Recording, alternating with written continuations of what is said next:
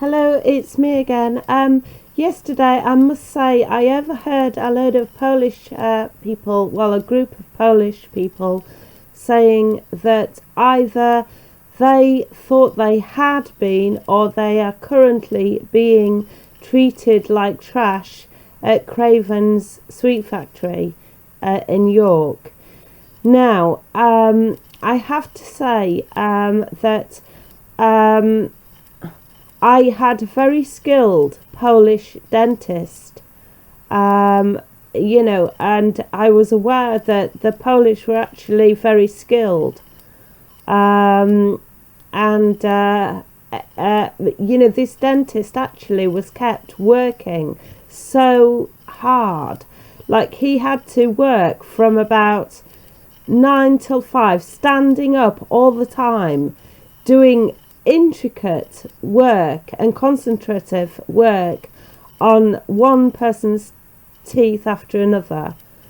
So I don't know whether he fell down exhausted after all that. But I can also tell you that years ago I actually wrote to a friend of mine, and I did consider him a friend of mine, at Aberdeen University, who moved to Aberdeen University. His name was David Duff. He is a professor who specialises in Shelley and who's very interested in Shelley, and raised the matter with him because he had actually visited and done a lot of work at several Polish universities, and he put me in contact with another person at Aberdeen University that I again raised the question with of Polish people being, I think I said, being treated as either sex objects or for their brawn alone and their use manual labour and physical skills when actually they're very intelligent and so forth. She did write back to me. I can't remember what it was she said, but there was a whole department apparently kind of dealing with this at Aberdeen University. Now, I now notice, like, there was a rumour that the Polish people had left York or had left England and Britain, but they haven't, because, like, there are even a lot more Polish shops now than there were in Acomb.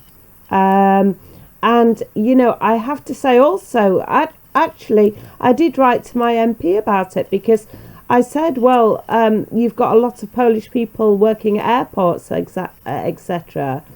Aren't you worried that they will take offence at the way they're being treated?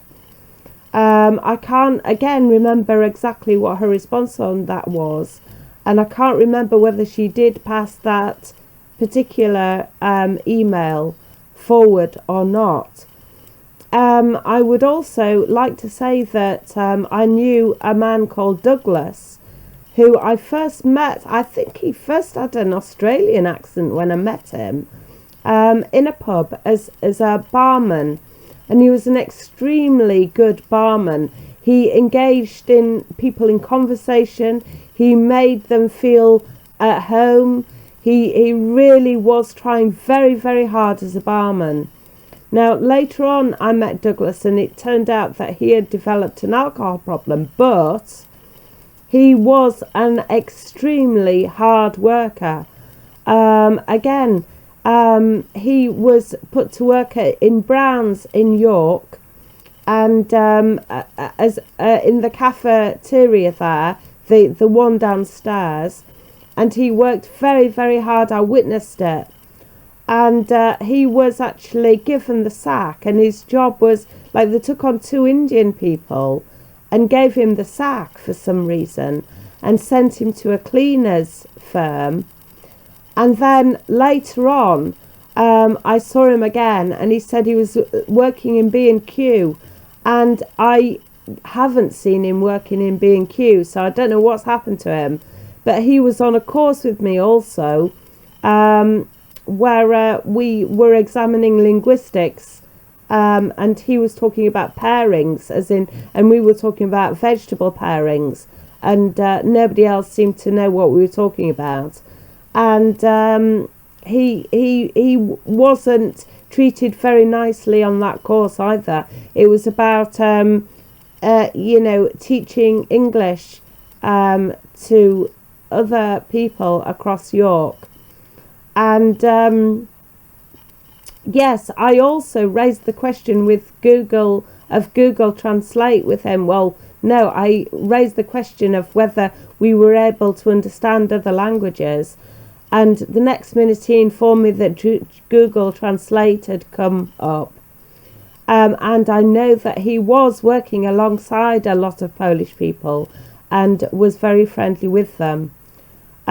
So I do have to tell you all that, I think. So I'll leave it with you for now. Okay then, bye.